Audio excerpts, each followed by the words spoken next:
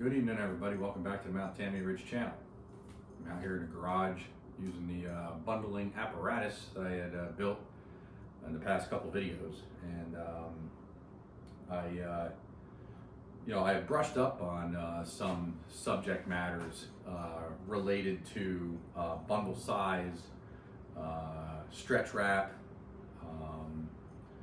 and I just wanted to expand on that a little bit. I had mentioned in the last video that this smaller cradle is, it's a 1 cubic foot cradle. So the wood, the space in here, based off of a 16-inch long piece by 9 inches across the base and 9 inches up the sides is a cubic foot. The pieces may vary in length a little bit, right? So they're going to be likely no shorter than 16 inches, but they could be up to 18 inches in some cases. So I just wanted to make that clear to anybody who might be local and buying from my stand down the road. That way they know that they're either going to be getting 1 cubic foot or more when you buy a 1 cubic foot bag, or I should say bundle, and now it used to be bags.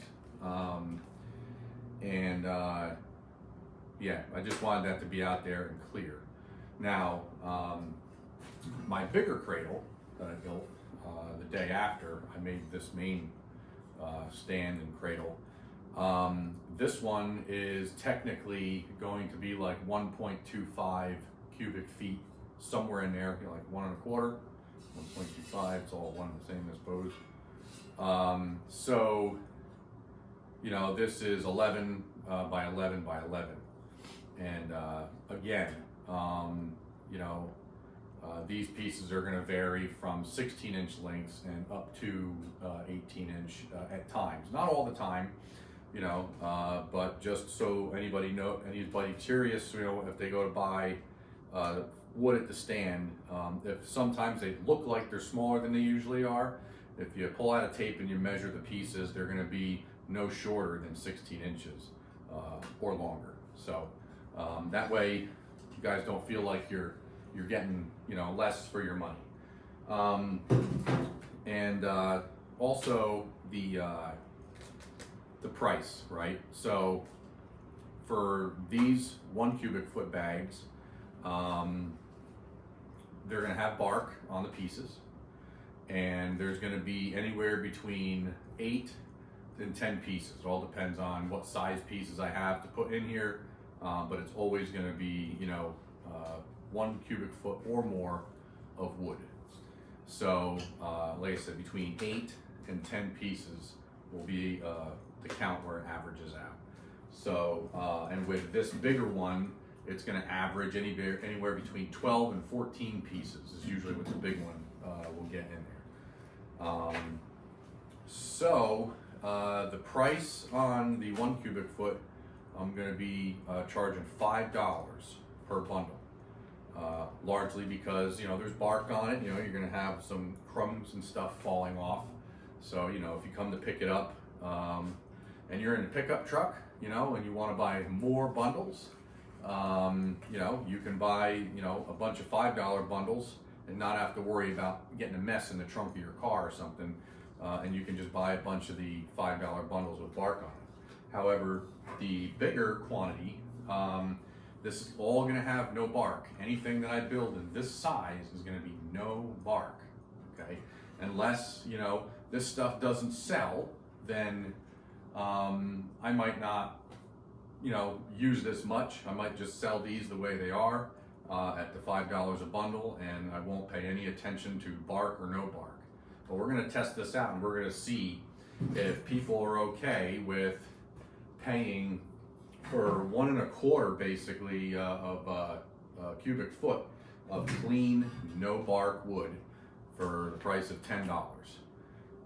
I know that there's a lot of locations nearby here that I deliver for the lumberyard, so I kind of, I'm in all the back roads, and I know what people are, selling the premium type of bundles for, and that's around $10.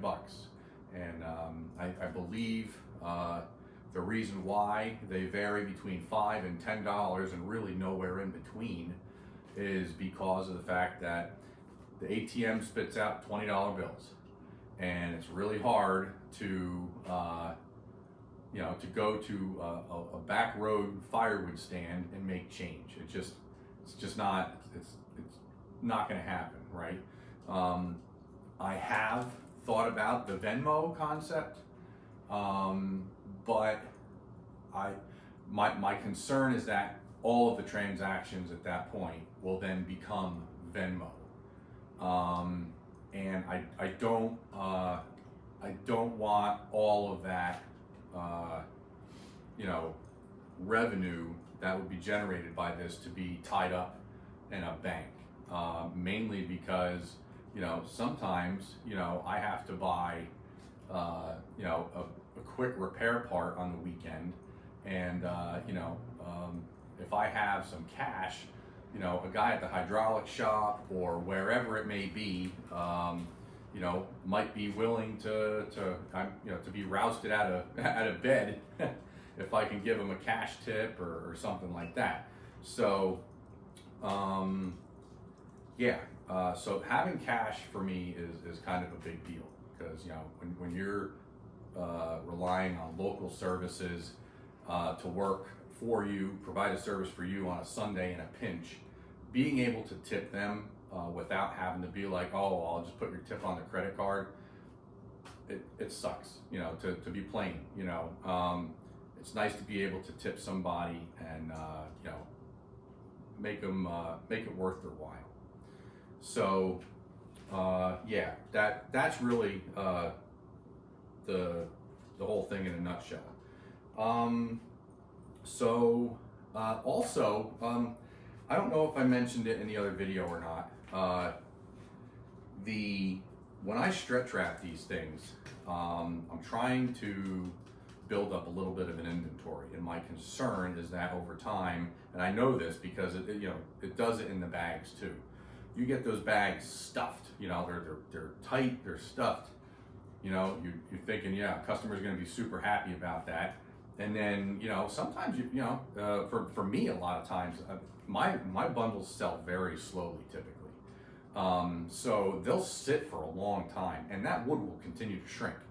So, you'll go down there to the stand after bagging a bunch of firewood, and if stuff doesn't move for like a month sometimes, then, all those bags feel like there's not a cubic foot of wood in there, when technically there was, until it shrunk. So that's my concern here. This stuff, I don't want to get too big of an inventory with this, because if it does shrink, well, now you got to rewrap it, right? So I'm going to see how this goes. Hopefully I got enough tension on this where as the wood shrinks, maybe it'll kind of buy it some time and shrink with it. But the other thing that I did, you probably saw it on camera just a minute ago. I'm taking packaging tape, right? Taking packaging tape. Now I did this when I was, I had my own like small trucking company, and I used to have to wrap things up, you know, kind of in a pinch with like a Tractor Supply tarp. And, you know, what I would do is I would wrap it with a big, you know, like a 16-inch stretch wrap roll. I'd wrap it, you know, and then I would put a Tractor Supply tarp over it, and then I'd wrap it a second time around the whole tarp, and then I would take packaging tape, and I would take it and I'd run all the way down the horizontal wrapping. I'd run all the way down in 4 separate areas all the way around, maybe even more than that sometimes, and that would keep the stretch wrap tight. It would keep it from coming unwound on the highway and having a long tail behind it. And I'm using that same thought process to try to keep the ends of the stretch wrap from popping loose and coming apart. The few that I test bundles that I did, I put down there, they've been down there for a week and they're already popping apart. So I'm using this, and the amount of money that you would spend on one of these tape rolls, it's going to last you a long time. I mean, typically you're only pulling off, you know, maybe 2 or 3 inches of this tape to you know, to button that up. So this would probably last you quite a long time. Another thing, you might remember in the previous video, I was using this 5-inch stretch wrap, and 2 things threw me off. Well, one thing threw me off, and the other thing just, well, again, to put it plainly, sucked. The mill on this is very weak. It sucks. The elasticity, the tension that you can put on this before it breaks is very minimal. It sucks. I don't have the wrapper anymore. I can't even tell you the brand. I'll probably try to find that, and maybe I'll put it down in the description what to stay away from, because this stuff is useless. Also, this is wound on the cardboard tube in the opposite direction. So if you're a lefty, this brand, if they could make one that doesn't break easily, this brand winds it, you know, the opposite. So you'd have to wrap it like this. So if you're a lefty, this might actually work out for you. I didn't even know that was a thing. Weird. But anyway, this ain't working out. So at work, we use the Yule line 1,000-foot rolls, and this is a 3-inch, I guess, a 3-inch roll. And it's doing pretty good. I brought this home today, and I think we made, God, how many did we make? I think we made 28 of the 1 1/4 cubic foot bundles, and another 7 of the 1 cubic foot bundles. And obviously this is going to be number 8 of the 1 cubic foot bundles. There's probably going to be another 1 or 2 in there. So let's say 35 bundles. I was able to make. I think I'm going 4 times around the bundle. I think it's 4 times, might be 5 on each side. Let me know what you guys do, what your wrap count is. But I looked at this on the Google, and I can't remember who was selling it, but they were selling 100. They were selling an 80 count case, so 80 of these in a case, and it came out to like $100, I think is what it said. And that's pretty awesome. I'm gonna double check. You're on my phone. I can't check it now. But anyway, I mean, it came out to like $5.50 for a roll of this. And this stuff holds good tension. I like it. We use this at the lumberyard all the time. Yeah, I mean, we use a ton of this stuff. Could buy stock in that. But anywho, I'm gonna get back to wrapping this stuff up. And I just wanted to touch on that. I know I've got a couple local customers, that, hopefully are going to like the option. We'll have to see. And then I've got, interestingly enough, a nice couple from out in Clifton, believe it or not. They drive all the way out here to the sticks where I live, to just kind of get out for Sunday drives, I suppose, and kind of enjoy roads less traveled. And they, for some reason, have taken a liking to my stand, and I'm happy for that business. And they're very nice people, and hopefully they continue to come on out here. It really is nice out here. It's a good place to get away. And but that's it. So I'm gonna get back to wrapping this stuff up. I guess I'm gonna be using this roll up probably, or at least mostly before the weekend's out.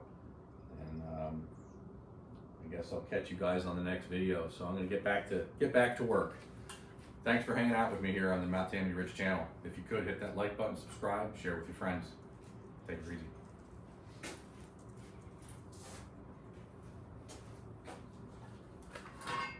Whoops. Put that in the blooper reel.